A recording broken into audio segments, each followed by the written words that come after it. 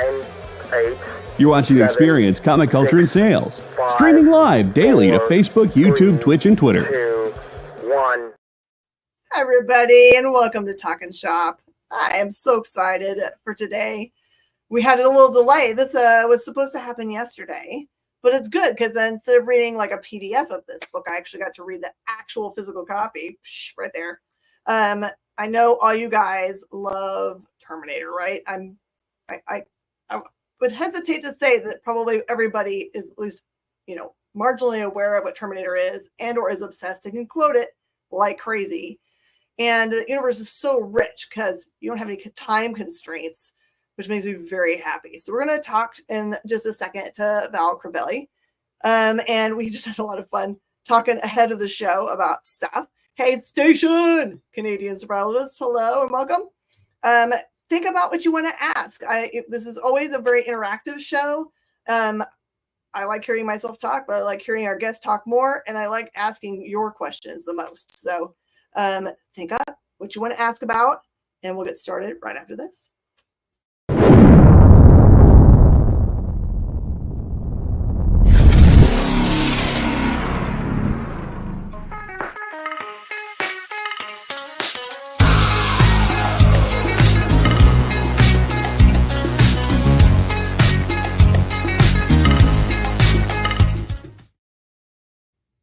All right. Thanks, everybody.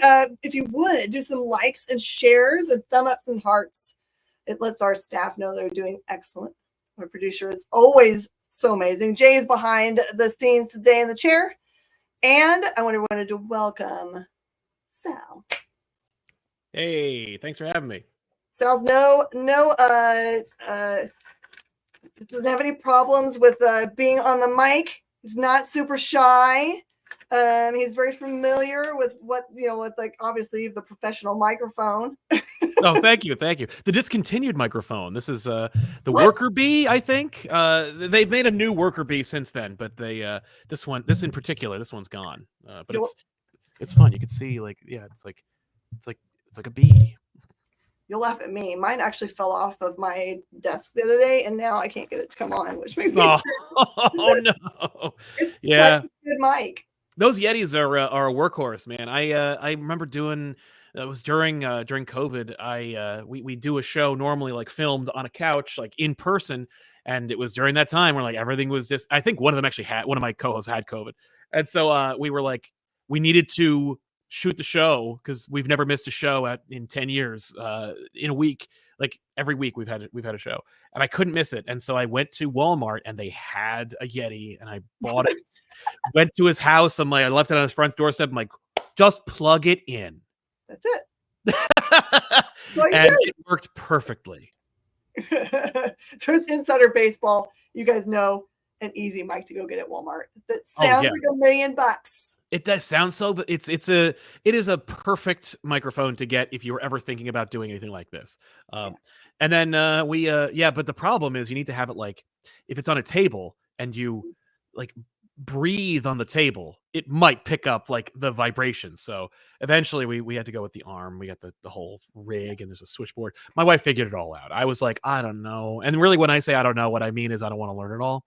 But my wife taught me a valuable lesson about like you need to know these things, but also like she's smarter and working harder than I ever would. And so when she's done with her 9 to 5, she was like, all right, let's figure this thing out. And like, she's a problem solver, man. But anyway, we got these things. But yeah, the worker bees, I think they're called that. I don't remember. Again, she ordered them, not me.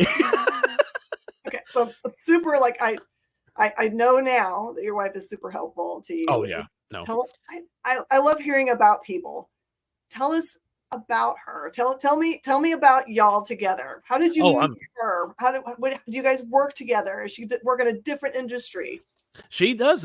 She does. We work together on this channel or on our channel. I'm so used to doing this that I thought I was on my own channel. But no, we work together on our sister channel, ComicPOP Returns, where we do like podcasting and stuff. We do a weekly comic book roundup show, and she is just an invaluable co-host. She actually came up with the idea to even do this in the first place. Like 10 years ago, we were hanging out in my kitchen, and my friends were over, and I was trying to find like a niche to break into to try this whole YouTube thing, and she wisely like had the camera, and she's like, I was explaining a comic to my two friends who don't read them.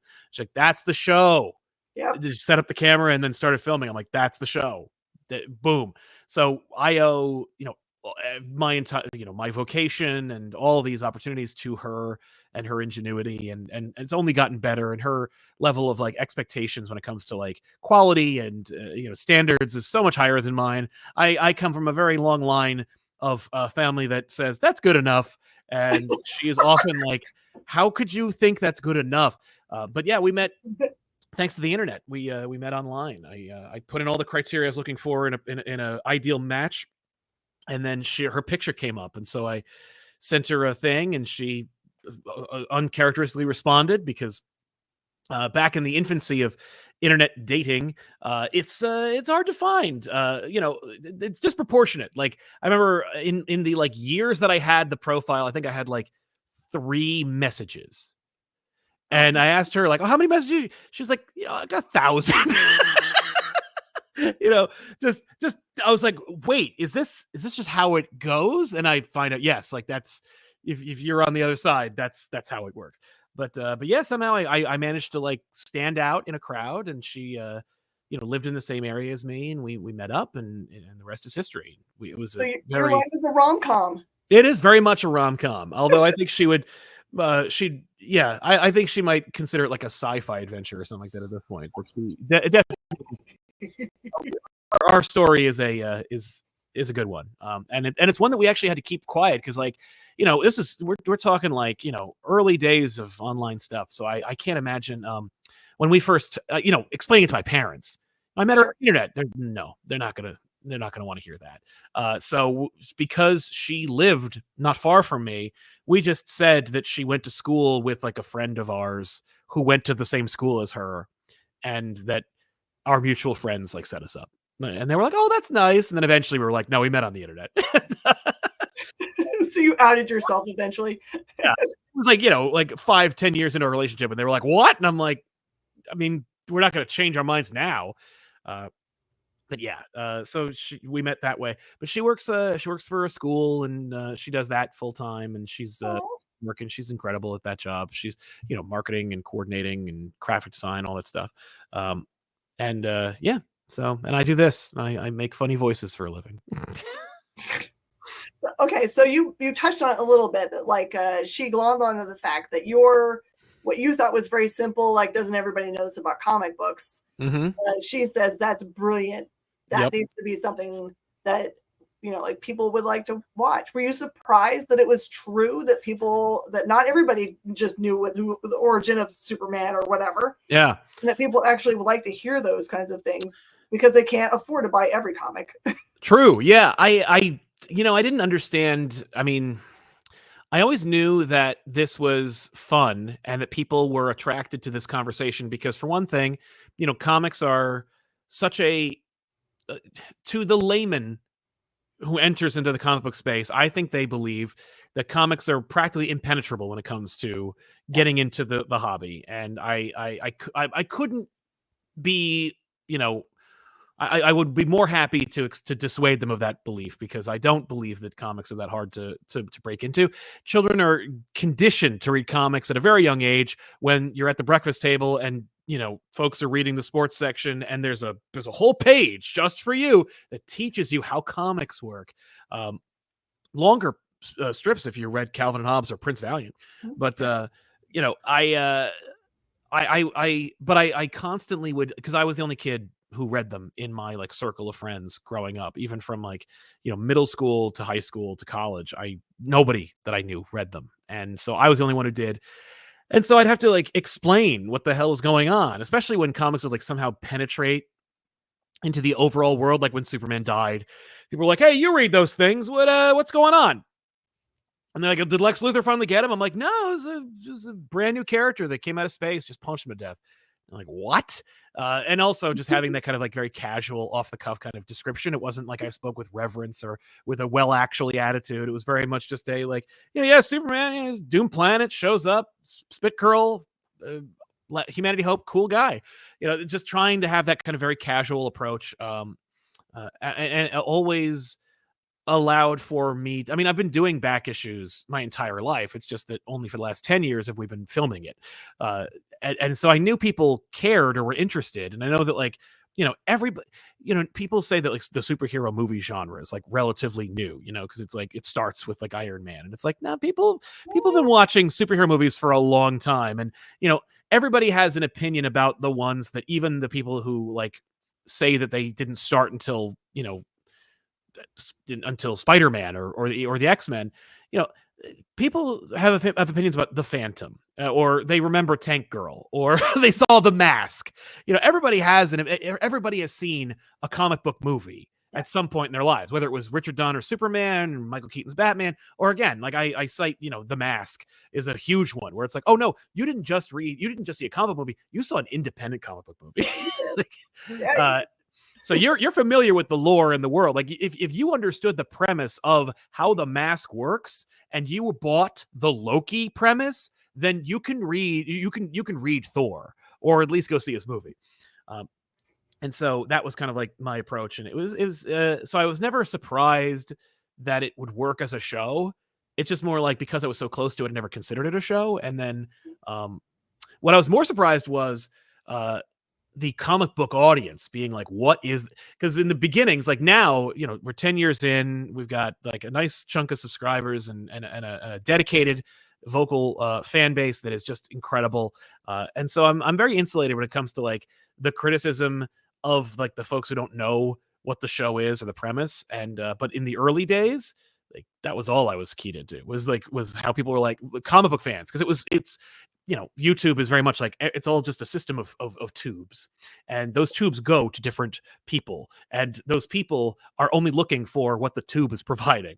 And so it's like, comic book fans are like, I'm looking for this story, and I'm like, well, I just talked about this story with my two friends, here it is. And they're like, no, I want to know what happens, when it happens, why it matters, specifically those. And I'm like, you're gonna get that, but it's gonna be an hour and a half, and we're gonna make some jokes at the character's expense. And they're like, how dare you? just not accepting of the premise. And I was like, I mean, I don't think it's that hard to wrap your head around it. And they're like, I don't want to wrap my head around it. I don't like the fact that you have a nice camera. I don't like the good audio. I don't like the nice production value, because it legitimizes what you're doing. One commenter, and I'll never forget it, it's like a 7-year-old comment, maybe longer, said, this channel isn't just bad, it's dangerous. And I was like, oh, dangerous. Like, you've made it, dude. Right? Yeah, we're dangerous. We're the most dangerous comic channel on YouTube, because like, and I think it was just because, he's like, that's not how we do things here in the comic space. And I'm like, okay, first of all, I was there when Superman died. Okay. I was there, I read in real time Batman's back being broken. I've read comics. All right. I'm not like new to the space. I'm bringing new people to the space. We should all be so lucky. So, but eventually it just became commonplace. And now, people just, if there are detractors, they're like, oh yeah, and there's those guys on the couch. I don't talk about that. I guess they won't stop, and I'm like, no, it's the show is easy. There's a never-ending supply of stories to talk about. And these are, and the hosts are all friends of mine that are 20 years running so far. So I'm living the dream. But yeah, that was more than you asked, but I'm happy to provide, because that's what I do. I love that you can say, I've been doing this nonstop for 10 years. Oh, not the beginning of your nerddom, but that you're still just, I could tell you're just still excited about doing it. You haven't become grizzled old comic book man. No, I and I think it's because we were exposed to them so early. There was always a grizzled old comic book man that was running the store. My grizzled old comic book man was young, but grizzled and old. Like, oh yeah. No, I looked him up recently because he had gotten out of the game in, like, I want to say 2001 was when he got out. And when I say got out, I mean, he had been running his own comic shop for at least a decade or two before he retired or changed formats, because I remember in 2001 he was like, I was strolling in the shop, and there was less inventory out than ever, and there were boxes, and I'm like, what's going on, are you closing? And he goes, yep, all done. And I'm like, what's the matter? Like, what happened? And like, we'd heard like, their comic book store, it was the end of the bubble, comic stores, a lot of them closed. No, he was like, I'm making exactly as much selling comic books online as I am in the store, which means I don't need this store no more because I hate customers and I don't want to deal with them. He loved selling comic books, but just hated the customers. He was like an original clerk, and he just like, I don't want to do this anymore. But like, the guy, I looked him up recently, and I'm like, he ain't that old, but you were acting old in like 2001, man. Like, what how old are you? But yeah, I love that guy. I would love to run into him again. I ran into him like, I'm gonna say like 12 years ago at a comic book convention. It was like one of those basement cons where it's like, I'll mention I think it was the Clifton Comic Show, but where it's literally in a church basement. And he was, no, it wasn't that. It was a different show. Anyway, doesn't matter. Not important to the story, but he's walking around in a denim jacket. I'm like, it's you. And he's like, hey man, remember me? And we were talking, and he's like, do you think anybody needs any, you remember I can't remember the exact issue number, but it was the issue of Adventures of Superman with the white poly bag when Superman like came back to life. I could say a number, but I'm probably going to be wrong. Right? I think I don't remember the number, but like, the one, the white poly bag book. He was like, do you know anybody who needs? Yeah. He's like, do you know anybody who needs a copy of that? And I'm like, absolutely not, man. Nobody needed a copy of that. They made like 600,000 copies of that book. And he's like, yeah, I got like 3 long boxes in a storage unit if anybody wants them. I'm like, yeah, you're never going to sell those. Someday. But he was looking around like, maybe one day I'll get back into it. And I'm like, oh, you don't want to get into it now. This is like 2016 or something. I'm like, yo, you don't want to get into this. It's the wrong time. Yeah, this is the wrong time for you, my friend. You keep selling on eBay or whatever you were doing. He's like, happy to do it. No, he would not have. But he was so much. He looked younger, like than he did when he left, and he was like just a big smile on his face. Like just that's what getting out will do to you. Just had a pep in my step. I don't have to do it anymore. And I'm like, maybe that was just the wrong vocation for you, my friend. Maybe you wanted to run like a coffee shop or something. Maybe. Oh, everyone says it is number 500. Thank you. I thought it was a nice round number. I thought it was a round number, but I was also like, how is it possible that they like coordinated his return with Adventures 500? Like, just anyway. Anyway, yay! I'm glad. I never opened it when I had my first store in '95. It was one of those things that like I could have been any number. That's true. Exactly. Yeah, it's not like it's printed. I think there's like a little thing on the back, but who's going to look at that? No.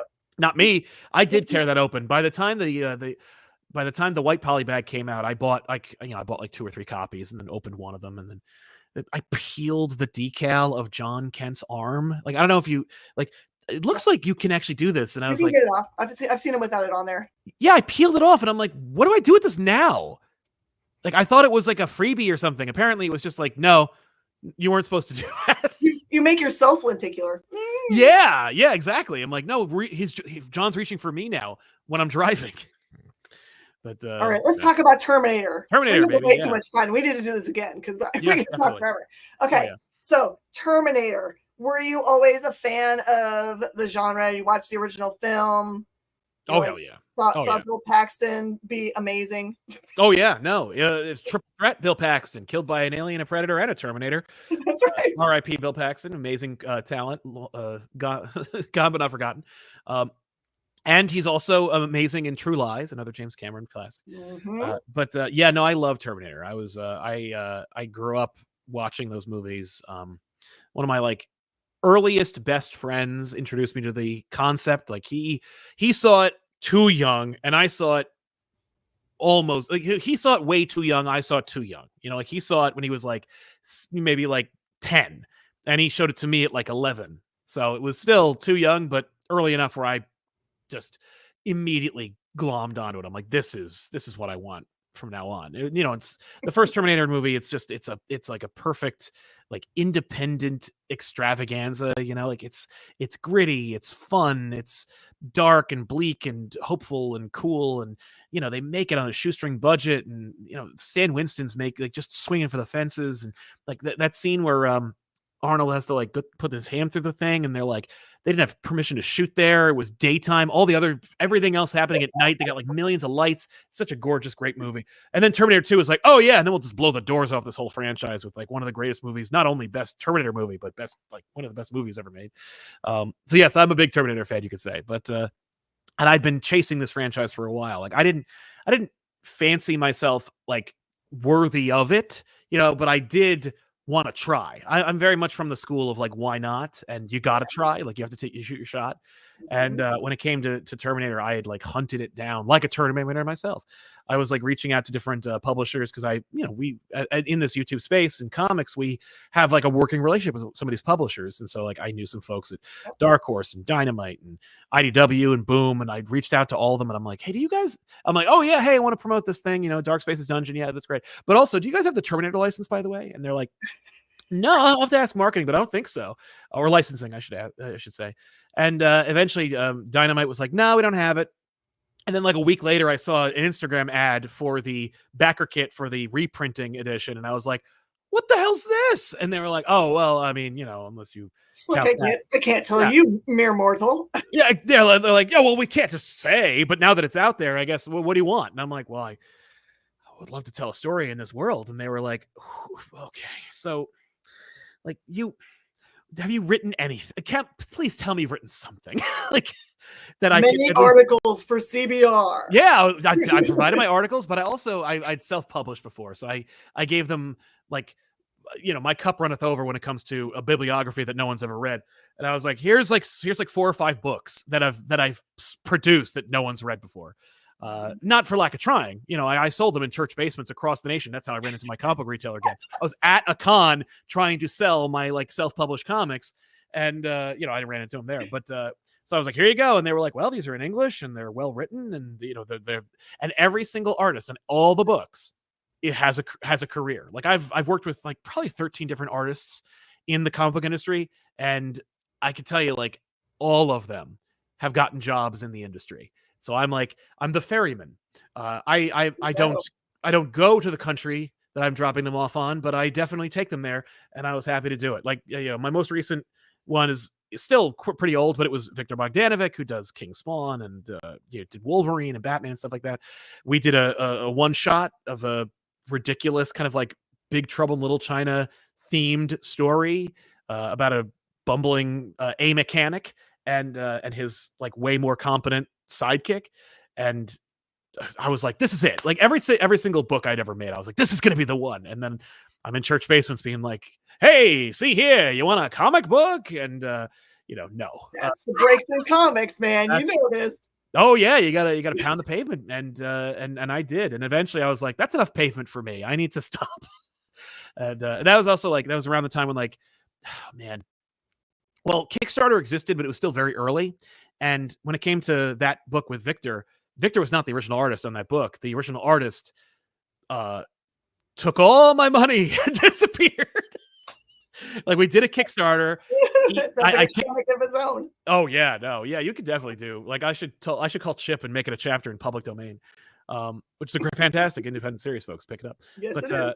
Yeah, but he we did this Kickstarter, and I picked the artist, and he was like, oh, I need to be paid like all of it at once, and so I'm an idiot, and I gave it to him. And then all these excuses came. My computer broke, my rent is due, my air conditioner's broken, and I need a new tablet, blah blah blah blah. Until eventually, like he just didn't. And then he just was like, "Oh, I don't need to give him excuses anymore," and then just disappeared.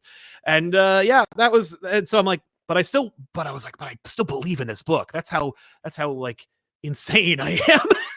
I don't give up. So I reached out on like a web board. And I reached out to a number of people, and Victor was on there, like just grinding. And I'm like, this guy's better, and he's faster, and he's more professional. And one of them is in the industry, and the other one ain't. So that speaks volumes. And so yeah, Victor became, Victor Bogdanovic, and the other guy became nothing. So all's well that ends well. But my comic still didn't get picked up. All that to say, I use these as an opportunity to show that like I can write a cohesive sentence together. I can, tell a story with characters, and I can work with artists, and I can, do all the necessary work required to make a comic book happen. And they're like, all right, like we'll see what you're. Well, now we'll go through the process. Send us some pitches, So I sent off. What I did was, there's a system to these things, or at least an unofficial system, where it's like send pitches. Send a pitch, and it's funny because I do a show on my sister's channel, ComicPOP Returns, with the writer of Dark Crisis, Joshua Williamson, of all people. I that's another honor I have where I'm like, I can't believe that is a thing. But Josh, I was explaining to him that I had this pitch together, and I was going to send them 3, and he's like, that's the way to do it. He's like, that's what I do. I never give 1 pitch. I give 3 pitches. So that was a nice little like clap on the back. But before I sent the 3 pitches, I sent them my 4-issue miniseries pitch. I was like, here you go. And they were like, you know, it was an 8. Yeah, they were like, it's 8 pages. And I'm like, yeah, well, you know, we could probably, I mean, we could condense it down a little bit if you want. And they were like, all right, we could do 10 pages, but it's still not going to be this. And I'm like, that's fair. So I tabled that for now. And then I came up with my 3 pitches and I sent those off and they approved them. And we got to a script phase. I wrote the script. I sent it off to the editor. The editor edited it. We got it down to like a science. It's like this beautiful script. I'm like ready to go. 10 pages. It's going to be awesome. And then, it turns out it flies in the face of what the direction of the main book is going in. Like the main series by Declan Shalvey and Luke Sparrow is awesome and cool and fun, and it is going in a direction. And mine was like, and let me just undermine the entire thing. And I didn't know that. I was just like, here's something cool. So they were like, hey, we love it. Now throw it away. And I was like, fair. And they were like, now that we have like a plan, give me 3 more. So I gave them 4 more, and we wrapped up with 1 and went through the whole process again. Got a script, you know, hammered it out, and so now on stands tomorrow. We will have the first 2 pages of my 10-page story, and it's going to be broken down 2 pages at a time for the first 5 issues. So that's kind of like where it all kind of materialized. But it's perfect. Yeah, never a direct line. It's always like these crazy like processes and directions and deviations that we got to take, which I find so fun and fascinating. Like I'm always very intrigued by the comic book industry. Like as a kid, I kind of like certainly overlooked it, but almost actively avoided it. But if you like read Wizard as a kid and Hero Illustrated and the Comic Shop News and all these other periodicals that are like put in your bag when you buy comics that you don't ask for. Like I always got a Comic Shop News slipped into my bag, and I'm like, well, I'm in the car and I'm not driving because I'm a child. I guess I'll read this. You know, I want to look like an adult. I'll read the paper. So I learned all these things about the comic book industry, like just through osmosis or just through just passive learning.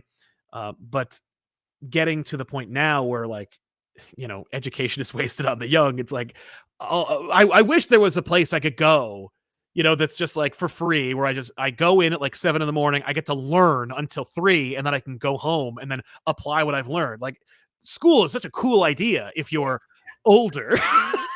Not when you're young. You want to get out there. Yeah, I want to get out of there. We've run straight to the end. We're using it all. Yes, exactly. But so now, I just want to say thank you to. I saw a bunch of your fans in the comments throwing love your way. So just make sure you guys go to your local comic shop tomorrow and make sure you get a copy. I've read the first 2 pages of the story. I'm super intrigued for what's going on. Thank you. He's done a perfect job of giving a minimal amount of words, maximum amount of like, wow, I got to see what's happening next. Yep. So thank you so much, Sal, for joining us today. Oh, we'll have you back because I know that there's like a million more things I want to talk to you about. So absolutely. Yeah, I'd love to be back. Definitely. Perfect. Thanks everybody for joining us for Talking Shop. And we'll see you guys next time. Bye, y'all. Join the party. Head over to our link tree to find all the links for everywhere the experience is all the time.